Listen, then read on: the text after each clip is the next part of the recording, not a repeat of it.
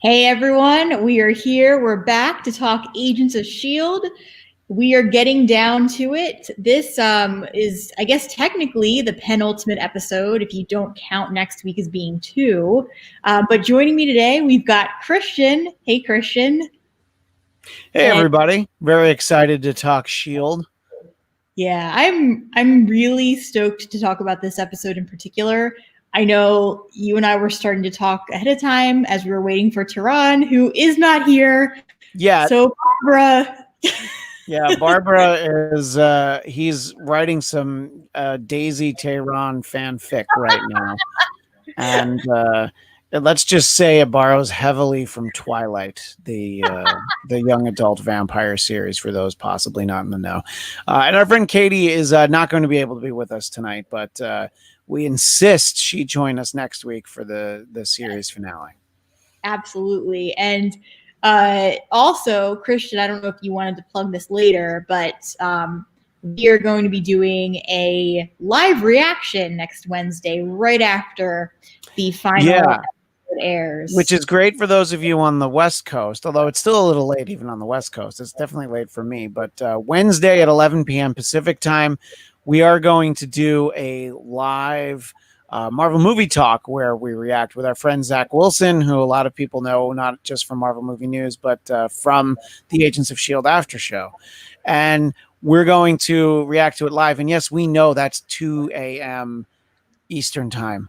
But do you love this show or not? Okay. How about you stay up all night and watch it with it? No, you'll be able to watch it the day after. So it'll be archived. But we will appreciate anyone and everyone who joins us for that show. And then this show will still be at 9 p.m. So we're going to talk about the series finale. Rachel and I, we're going to talk about it a lot. Yeah. So we'll do, so Thursday, the day after the finale, we'll be back for that normal slot. So let's just, I guess let's just dive in because there's just so much that they crammed in. Ooh, sorry, I'm looking at that comment. I know, Hubby Joe. Actually, thank you, Hubby Joe. I was going to mention that earlier. I'll mention this now. The scene with Gemma at the end where she says, "Who's FITZ?" Hubby Joe had a suggestion that we take that moment and instead of like "Who's FITZ," we turn it into a meme where Gemma is saying, "Who's Tehran?" Oh, I like that a lot. Yeah, I like that a lot. And then it can be one of those split memes where the one underneath it is Daisy and she's like, I have no idea. So then it'll really hurt. Just Photoshop in Daisy's head. Yeah. So it's her saying it instead. But I digress. All right. So overall thoughts first on this episode, Christian. How do you think it held up? Given that this is our really second to last week that we're going to get S.H.I.E.L.D. Yeah, the way I was thinking of how to describe it is that it's the penultimate airing. So there's the penultimate hour will be the first half of next week, but this is the second to last time we're going to tune in and watch S.H.I.E.L.D., and I think that I definitely like the little breadcrumbs that they're leaving for us. References to past characters, past situations. I think they've been doing a good job with that the last few weeks. I think the setup is really strong in this one. I think that Mac and Daniel just laughing at Quake was completely unnecessary, but I was laughing with them. You know what I mean? It was like one of those moments where I'm like, this is kind of stupid, but I like it. You know what I mean? I'm like, it doesn't bother me, but I think maybe it should. So I don't know. I mean, I think it's just I like the characters enough that I was willing to have a little leeway in that respect. But I think in general, I liked this episode, but I do find it to be frustrating because obviously you need to put our heroes in a situation where it looks like everything's hopeless. So then when the hour ends, this hour ends, I'm like, oh no, everything's hopeless. And that leaves me feeling a little down because I want everybody to be excited. And here's something that I wasn't excited about, but I know Rachel is. Ghost 8386. Actually, they just jumped out in there.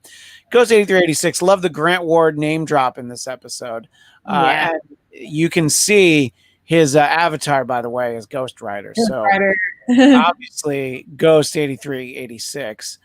Yeah, so I think that it is interesting what they're doing in terms of talking so much enough about Grant Ward that we're so far away from predictions, but there's no doubt that we're going to see either Grant as we knew him or a younger version of him, depending on where they are in the timeline at that point.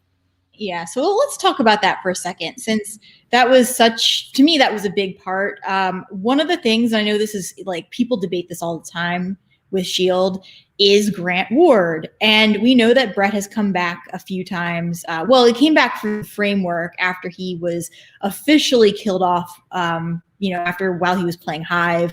And then he came back for the framework, and we saw a good version of Grant Ward and how he could have turned out if things had gone a different way. And that was the argument that Coulson was making in this, is that he didn't, I felt like, to me, it was especially powerful to see that both May and Coulson did not want to see anyone, including Cora, kill Grant Ward. Like they had a protectiveness over him. And I understand that, because not only was Grant part of their family for a while, despite the fact that he betrayed them, there was still a moment when he was part of their S.H.I.E.L.D. family. And I feel like that can never be fully undone, which is why the betrayal hurts so much. But also in the framework, this is Coulson, who, even though this is LMD Coulson, he's got real Coulson's memories. And I honestly just think of him as being Coulson. I don't even think, oh, he's LMD Coulson, because really he is Coulson. He's his essence. But the thing with Coulson and May is that they did live in the framework for, X amount of time in this world, which was so real to them. They knew Grant to be a certain way, and he did come around and help them in the end. So their reality, we've seen with FITZ and FITZ, that you can't divorce yourself from the framework when you've been in there and you've lived it. So my thing is, Coulson and May, it was endearing to see them defend him in a way and say, no, we're not going to go kill a child. But also, it makes complete sense, even if they could not excuse what Grant Ward did in the reality that we know, one of the realities anyway, in the correct timeline, they're not going to be able to forget the version of him they saw in the framework. And I would really love, not to get into predictions too much yet, but I would really love to see a Grant Ward in this timeline, in the real world, actually have a redemption and be the good Grant Ward that he could have been. Yeah, and then also, Coulson killed him once, so I think that there's probably some guilt of I really want to try to prevent doing that to a younger version of him, that sort of a thing. So I think that it is very complicated for them, because I think even without the experience of the framework, there's still sort of the feeling of there was good in him. No, they shouldn't kill him.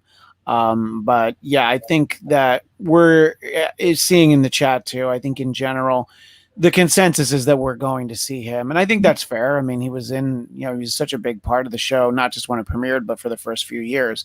And yeah, they liked him enough that even after the actual Ward was dead, they figured out a way to, like you said, keep the actor around to play Hive. So, I think it does ask that question. It's the fundamental time travel question. Do you go back in time and kill baby Hitler? Do you go back in time and kill baby Thanos? And it's this idea of what's the idea of that movie Minority Report? This Project Insight is, well, here's some things that are going to happen. So we should prevent these pre-crimes, So, and I do think that argument and that approach definitely frees us up for the confirmation of something that we've known really for the last few seasons. This was already a different timeline than the MCU. They clearly branched off maybe before, but definitely once Infinity War happened, you knew you weren't in the same place, And that's literally why it was when we had Infinity War, that's why we had that break with S.H.I.E.L.D. until we got Endgame. Specifically because they needed to resolve those movies before we saw S.H.I.E.L.D. And I felt like that was a clear departure between S.H.I.E.L.D. and what they were doing in the MCU. And they kind of explained it away by showing that we were in a different timeline with Agents of S.H.I.E.L.D. that was no longer linked. And I'm surprised that maybe I shouldn't say I'm surprised, but it does kind of perplex me a little bit that, Daisy and Coulson and May, that no one really would have started to figure out that the timeline had already diverged until this very moment, until this episode that we just got. And I think that the question is, and this is something that Daisy brings up when they're on the coin jet, is that when she's talking to Mac, I guess we're not going home, are we? Well, what is their home? I think that a long time ago, they split from the real timeline back when we were in season 5. And I don't think that there's any way, like from that point, that they were ever going to get back to it. Because one thing that seems to be consistent, no matter what time travel movie or show you're watching, is that even if you change one tiny thing, you're never there's so many things that kind of get tweaked around that one little thing that you're almost never going to put things back exactly the way they were. You might get a better outcome by going back and changing something, but there are still other things that are going to inevitably change because of what you changed in the first place. So I don't think that they were ever going to get back to the timeline that they knew from season, right before season 5. Where we ended in 4 with them being taken and, most of the team being brought to space in the future. Yeah, I mean, it's definitely something that comes up a lot when you deal with time travel. I mean, they address this sort of thing a lot in Doctor Who, which is, of course, heavily time travel oriented. And, if I'm here doing this show, you might have guessed that I grew up a bit of a nerd. And I do remember a tie-in novel for the series Quantum Leap where the lead was thinking to himself, Sam Beckett, which, on the show was played by Scott Bakula. It was just how, he didn't usually end up in his time, but when he did, he'd notice oh, this thing's a little different. Oh, weird. These papers are arranged differently than they were. And just time traveling just changes things ever so slightly. So that day to day, it's oh, that's weird. The picture on my driver's license is different. It's from a different day. Just little tiny things like that change. And that, of course, is the argument of the butterfly effect that, once that the flapping of the butterfly wings change, it literally everything can change. And I don't mean the Ashton Kutcher movie as much of a classic as that was. Yeah. And that's the thing is even Back to the Future, by the end of part 3, when they went back to the future and they fixed what they were going to fix, part of the point of the story was that they were never going to completely fix everything. And that one change will still you might get evil Biff he may no longer be controlling the world, but you're still going to have other changes that are irreversible no matter how many. Or you would realize that in 2020, evil Biff is the president. So you see, there's a lot of different ways to look at it. Yeah, it's just true. A joke. We don't have to get too political. But here's the thing. And yeah, we've gone down the Back to the Future rabbit hole now. In the first movie, how worried he is about his brother and sister disappearing in that photo. Yet in the sequels, they have disappeared completely. Yes. So they, obviously they didn't feel like they needed to tell their stories or have those actors. And yes, the actress playing his girlfriend, Jennifer, changed too. So you can argue that him going back through time, it's oh, he saved his brother and sister, but then he went back again and somehow killed them and wiped them from existence. Well, they did show up in part 2. They were there for a little bit. If you remember the outside scene of Biff's club. So we did. Yeah. That's right. We did get them for a second, but and they were referenced. The sister was referenced too. So yeah. Anyway, sorry. Welcome to the Back to the Future after show. Hey, we're talking about Back to the Future, the animated series, season 1, episode 1. Yes, or the game that. That was really but we'll talk about that another time. Let's talk about the fact that I was very annoyed when Cora came in, and we saw this from the previews last week, and we talked about it. But Cora coming in and being I want to be an agent of S.H.I.E.L.D. And I understand that in her mind, she was going to trick them. But it was so blatantly obvious that she was there for another means. And, of course, we found out what that was to allow to basically break down the firewalls and allow in Sybil. via computer program. But I think that I was just very annoyed with the execution of Korra being there. Christian, what are your thoughts on that? Yeah, I mean, it's almost like if Darth Vader showed up at the Rebel base and he's like, "No, I'm a Jedi now. I've given up the Emperor." It's like, what? No, come on, stop it. Yeah, and I think that it was. I don't know. I think that it's not out of character. Granted, for a character we don't know, because look, she doesn't have great socialization throughout her life. Obviously, she has terrible taste in men. I mean, that's I mean, the guy who killed your mom, you're still really into at the end of the episode. Yeah. If she even which, yeah, I mean, we'll see. I mean, I have some thoughts about that too. But her showing up with that, I think she's like, yeah, I'm so clever. I'm gonna pull a fast one on them. But then also, it didn't matter. You know what I mean? Like, even though they knew what she was up to, she still was able to, let Sybil get in through the firewall anyway. Which is really why she was there. So I did, yeah, it was one of those things, and we talked about it when we saw it in the commercial for this episode. When we saw that commercial in the last week, I'm going to be an agent of Shield. It's like it is like the Family Guy thing, and that's where we have the Return of the Jedi.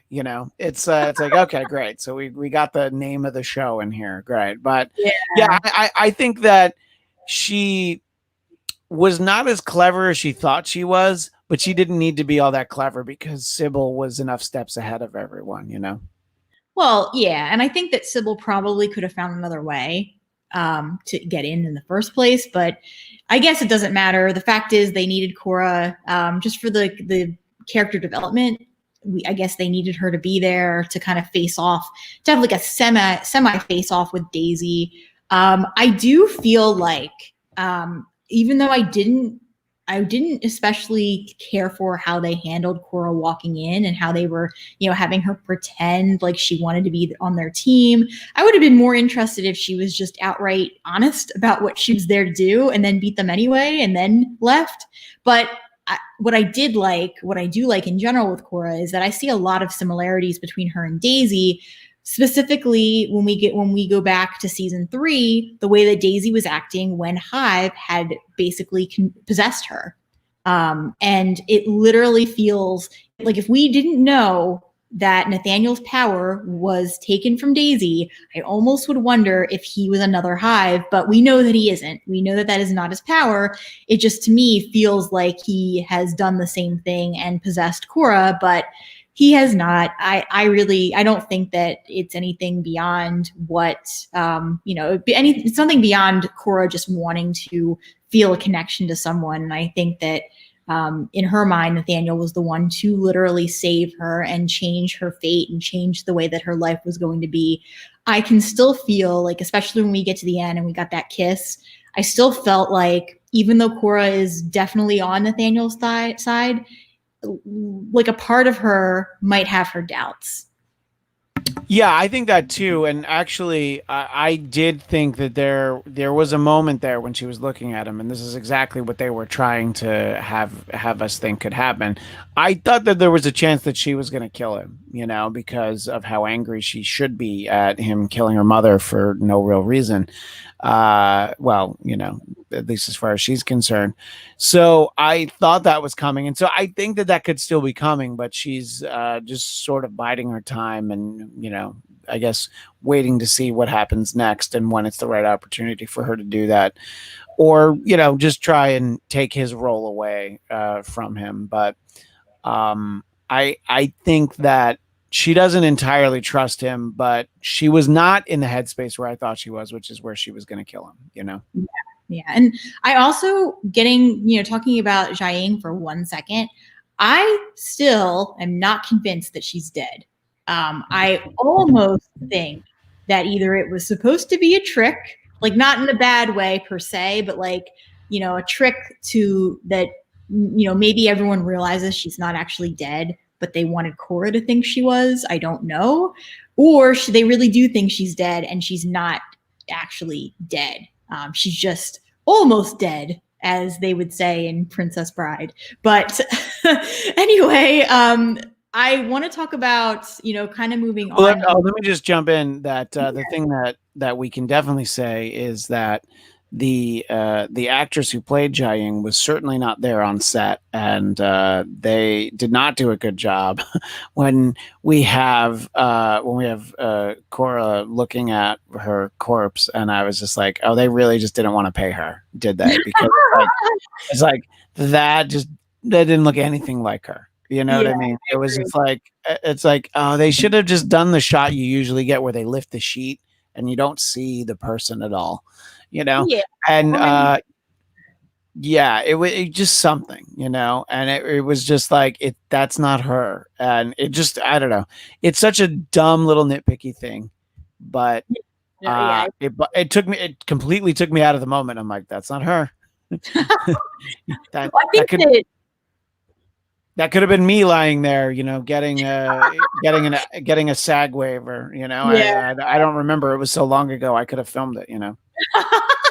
Or just I agree with you. That was a little it obviously was not her. I want to mention, speaking of the moment that Nathaniel quakes Jiaying, makes me think of another moment we got this episode with, which was Nathaniel quaking Deke, and the fact the moment where he says, hey, this is for my old man. I literally thought that was their way of saying that they were going to kill Deke. Yeah, I thought that I didn't think that necessarily in that exact moment, but yeah, clearly I was concerned for Deke in that moment. I think that obviously, look, Nathaniel's got within his rights to be angry, but he definitely took a beating, and honestly, I didn't think that Deke was made for that kind of rough housing. I didn't think he had it in him to take that kind of beating. So good for him. He's a little tougher than he looks, I agree. Yeah, I think that I knew what they were. I had a feeling they were going to I didn't think they were going to kill Deke, but I thought that they were really going to torture him worse than just a beating. I thought when they brought him in front of Gemma and they were like, bring in the grandson, that they were literally going to threaten him with something worse, smoldering or just something with flames or really doing severe damage to him that was going to hurt, like chopping off a finger. Yeah, I thought that's where they were going. And when all they did was continue to just, just show generic physical violence, I'm glad that's all they did outside of the quaking, but I was expecting worse. And then that whole thing with the inhibitor with Gemma, I think it's probably, we could spend a lot of time talking on this. Sure we could, yeah. Yeah. I guess my overall thoughts on that, I have theories as to why she forgot FITZ in the end, but I want to hear your thoughts first, Christian. Yeah, I think that that was obviously well. Before we get to that, I'm just curious as to what your thoughts are, because you had the thought, and I think you texted me this right before you sat down to watch it, that Gemma. Sorry, I don't know. I must be thinking of Pam from The Office, Jenna Fisher. No, but that Gemma was an LMD. Now, my understanding is that the fact that he went into her mind like that she's not. But I guess it's still possible, right? I guess. I don't know what the rules are exactly for LMDs, but I have two theories then. So the first one is that what Gemma is not remembering, like I was thinking before, is that she's an LMD, and the reality is that we got these scenes with her and Fitz basically saying at some point in the future, but now in their I guess Gemma's past, but in the future where we are now, Fitz said we can take as much time as we want. We don't need to rush back. Now that instantly kind of triggered something in me where I thought, oh, I wonder if they lived their entire lives together in this future time and they just never went back. And then eventually on their deathbed, that's when they knew, okay, well, we have to, I don't know that they do that, but I'm almost wondering if that's kind of where they're headed with this, is that if Gemma is pregnant, that she would have had the child, and they would not have wanted to go back for risk of, one, they have to raise their child, but then two, they wouldn't have wanted to go back until the child was old enough anyway. But then maybe by that point they had an entire family and grandkids. We don't know where they are exactly either, if they even could have had like lived in a community, or if they were literally stuck in that room, wherever that room is. But my theory is that whatever point in time they were, that they created LMD Gemma, but they did not want her to know what had transpired exactly. And I think the reason why, like, even if, whether this is LMD Gemma or not, if this is just regular Gemma or LMD, I think that the reason she's forgetting FITZ is because maybe FITZ is actually still alive. This is like another theory I have, that they didn't die and that they didn't grow old together, and that she's forgetting more of FITZ because FITZ is still alive. And exactly as Gemma said before she got into the machine, she said, if you push, FITZ is just going to pull back more. And I think that's exactly what he did, if he is alive and if that theory is correct. Right. No, I think there's something to be said for that. Let me just show this comment from Michael B. It seemed that FITZ was sick because they're talking about his blood work, so there's something wrong with him. Oh, I thought it worked like pregnancy. I think you can see it either way. My impression was that he was sick, and that they only had a little bit of time, so he was like, let's just use all the time we have. So that would make sense. Now so they could have lived however much life they had until he died. Now there could still be a FITZ LMD at the end of all of this, which I think is entirely possible with whatever happened there. I think that I'm standing by my early in the season prediction that FITZ is actually dead. We've already seen him die, so why not again? But I think that, and I think, look, we have LMD Coulson. Why don't we have LMD FITZ? So I think we could have that. It's hard because I liked the idea that Gemma was an LMD too, especially if they got older. But the fact that Malik went into her brain like that made me think that, okay, maybe this is her. And that kind of, it raises so many more questions. And then there is this inhibitor chip. I do think, and I think, Haywood says this, that it was a fail-safe, that trying to get this information in this fashion was going to make her forget FITZ, so she would not be able to help you find him. So you can get as mad as you want at her, but she's not going to be able to tell you because she just doesn't know. It does ask the question, though, of in the timeline loop episode, why was she so distraught when it was taken out? Because was she then made to realize that she was going to have to forget him? Did she know that he died? And I feel like I'm 100% sure we're getting that answer next week. But those are my immediate questions. I don't know what you think about any of that, Rachel. I'm still torn because the theory that he's dead makes sense, but I will be really, if that's really how they end this, I will be very, very upset. If they got to have like 20 years together before they went back with Enoch, it's like, all right, they finally got the time. Let's try to be happy for them, even though we can be sad for us. I guess it depends how they execute this. And there's Michael B again, or that was an accident, actually. But he said it again. Here, let me bring this one in. Amadeus 3. Shield is the best with 2 lemons. So, can't go wrong there.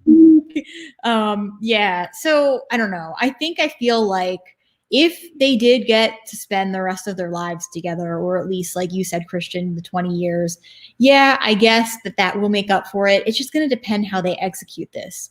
If it is executed that way, where we get to see some of the time they got and how they lived and kind of, grew a little bit older anyway, at least we'll be left with that. And I almost wonder, like you said, the idea of LMD FITZ. I could see that, but also I feel like that will kind of start something new all over again. And I don't know that that's the direction where they're headed with FITZ.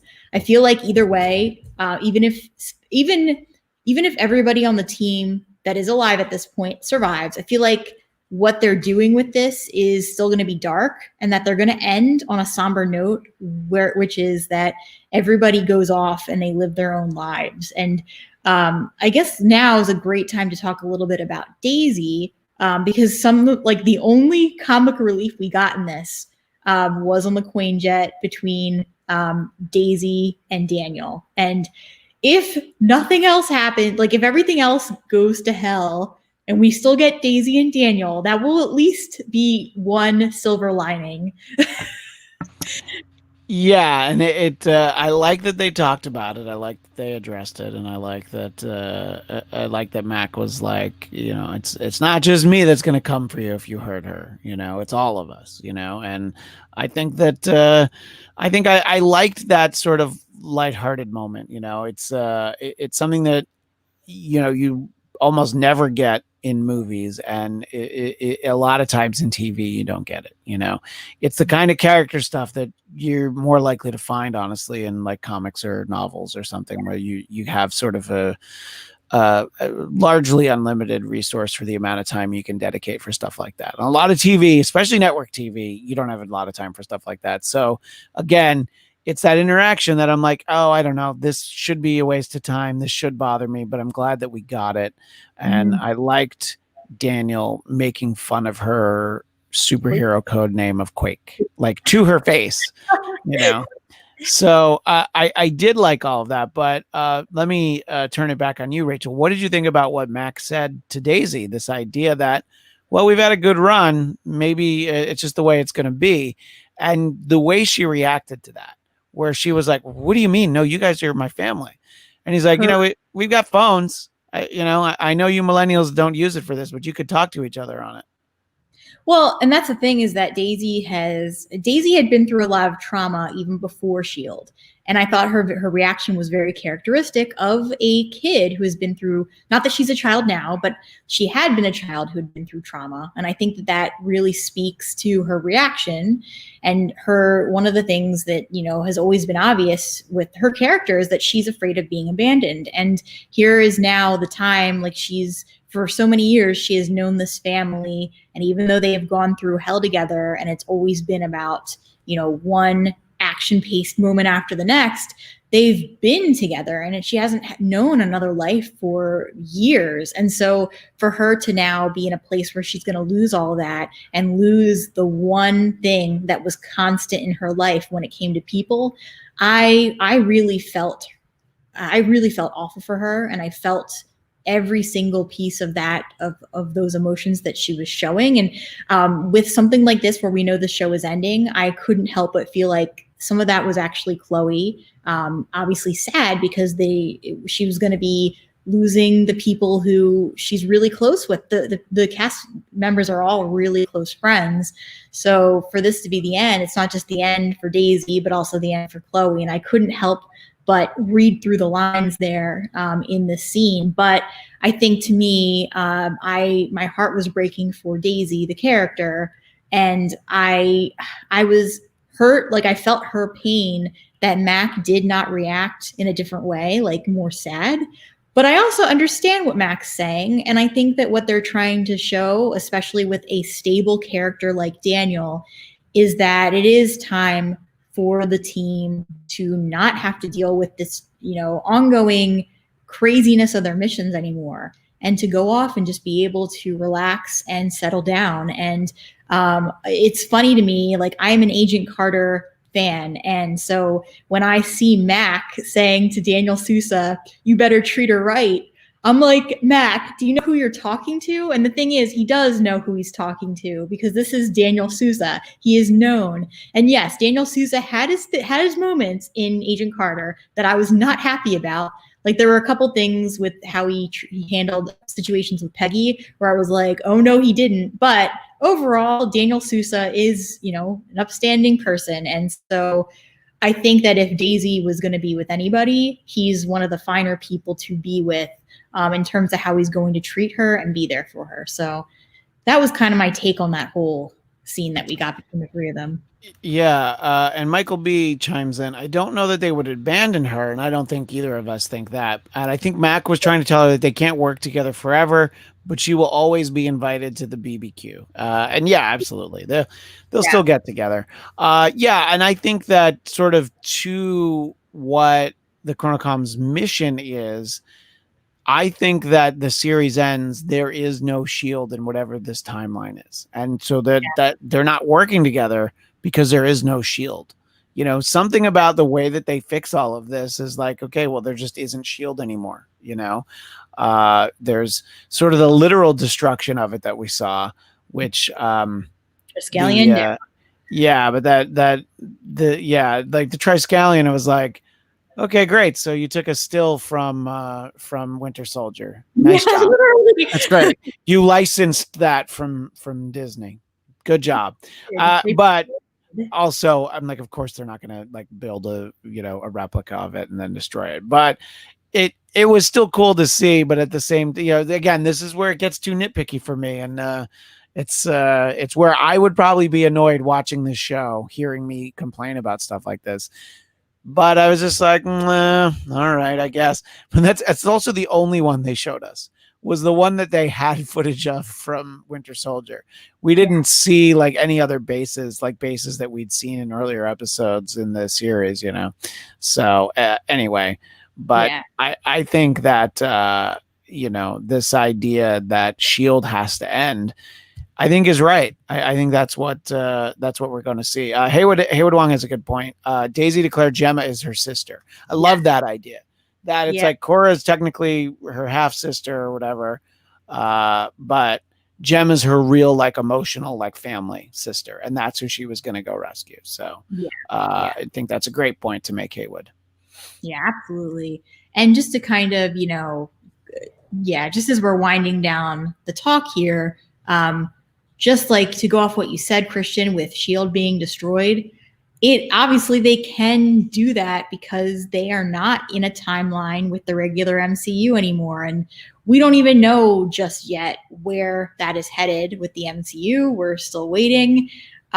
We have some, vague ideas based on, the last tidbits they gave us from some of the most recent Marvel movies, but I feel like that would be the safest way for Agents of S.H.I.E.L.D. to end if they are in a world that is so separate that they do, like this whole theme in this episode was what home really means and getting back. Like, I think the question that was really proposed is, will getting back to the timeline that they knew really solve all their problems? And I have a feeling that the answer is going to be no, and that they're just going to end up making a home in whatever timeline they end up in, and that's going to be their situation. But I think now, before we get to predictions, it's probably a good time to talk about the Collider article, unless you had any final thoughts, Christian. No, I think we covered all of the things, and it's it definitely, like I said, it ended in a great way last night, where you're like, all right, I got to see how they get us out of this, and so I'm very much looking forward to it. But in the short term, I want to hear more about this Collider article that I know you read. Yeah, so this was with Ian DeCaestecker. It actually came out today on Collider, so this is very recent.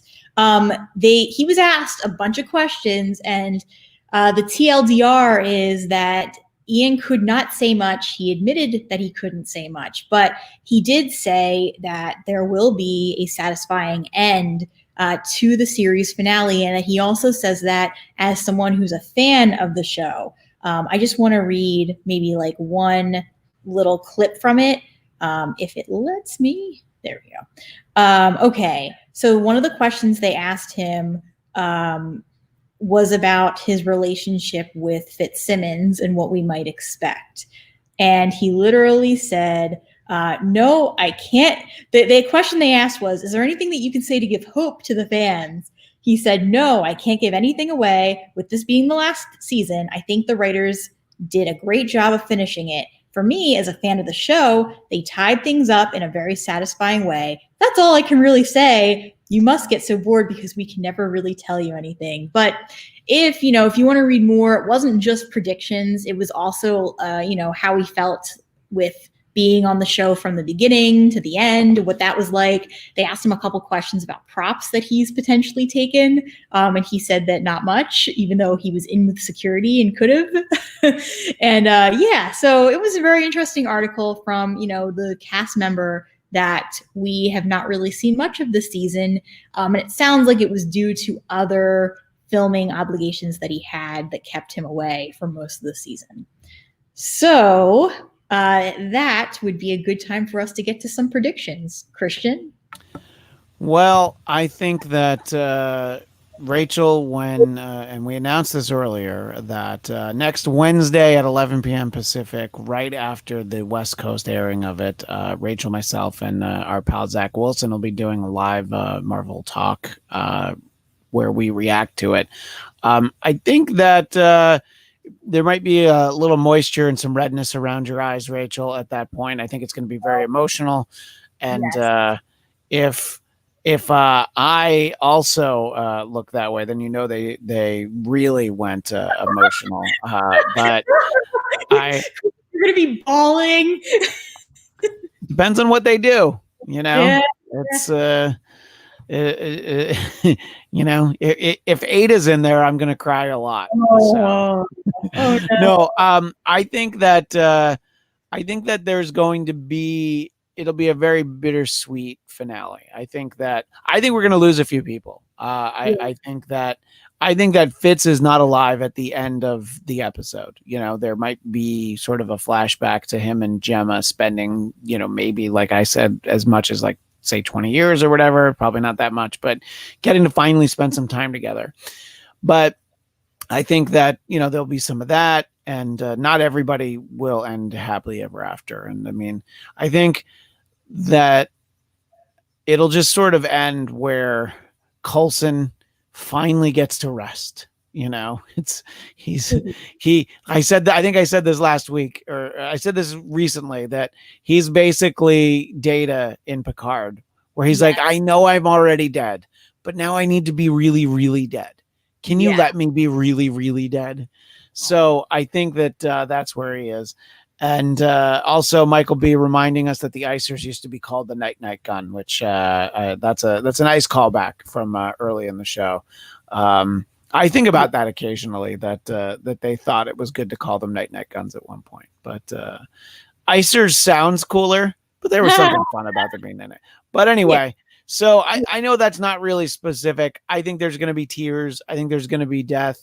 I think that showdown between Nathaniel and Daisy, I don't think he's ready. I don't think he's going to know what's coming. It is not going to go well for him. I think that Daisy's going to take him on this time, and she already regrets not killing him the first time. So I think that was Nathaniel's mistake the last time, is that he assumed she showed her full power when she was holding back. I really think that I almost wonder if the Earth will get quaked this time. I don't know where they are, though, if they're in space. Yeah. Him. If that's the case, then never mind me. But if they happen to be back on Earth, maybe she really truly will quake the Earth. And hopefully not. That would just be but to do in the future that they were trying to avoid. As a testament to Daisy's power, like when she went after Cora in this episode, and like Mac had to talk her down, I was like, oh yeah, that's what I want to see. That's the Daisy we want to see in the series finale. Yeah, but otherwise, the fact is, Enoch said, you're going to have to do something that you don't want to do. And the way he said it was very, like, there have to be some severe stakes involved with what Fitz and Simmons had to sacrifice, which does lead me to believe that Fitz is dead one way or the other. What else would have gotten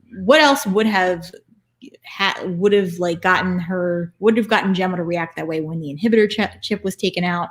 But in terms of just final predictions, generally speaking, I have a feeling it's going to end on a very depressing note. Even if we do get things wrapped up in some ways that we want, I just have a feeling that we are going to lose people, and that it's going to leave us feeling really sad. All right. Yeah, no, I definitely agree. Let me just jump in and get a couple of comments from earlier in the chat. Michael B, I showed Rachel this one before we started. He's pissed because these bad guys annoy the fuck out of me. Kill them already.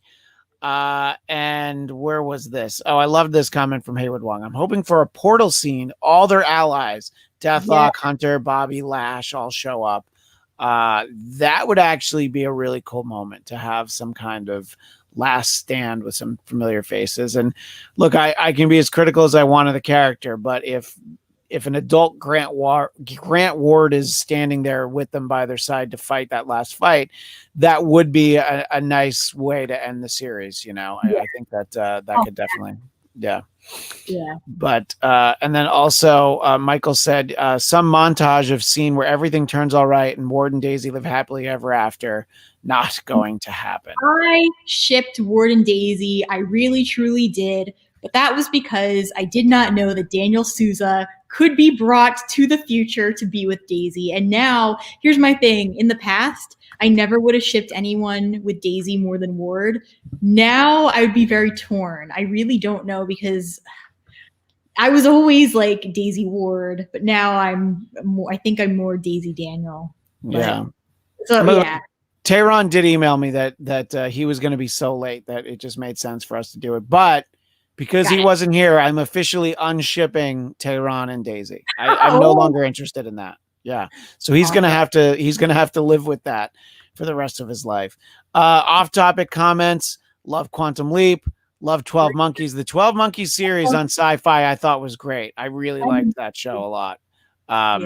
And oddly enough, I rewatched the movie and was surprised that it didn't hold up for me. But Terry Gilliam's great. Love Bruce Willis. Oh, yeah. Great Die Hard shout out in this episode. Somebody mentioned that in the chat, and I forget where it is. I meant to put that up.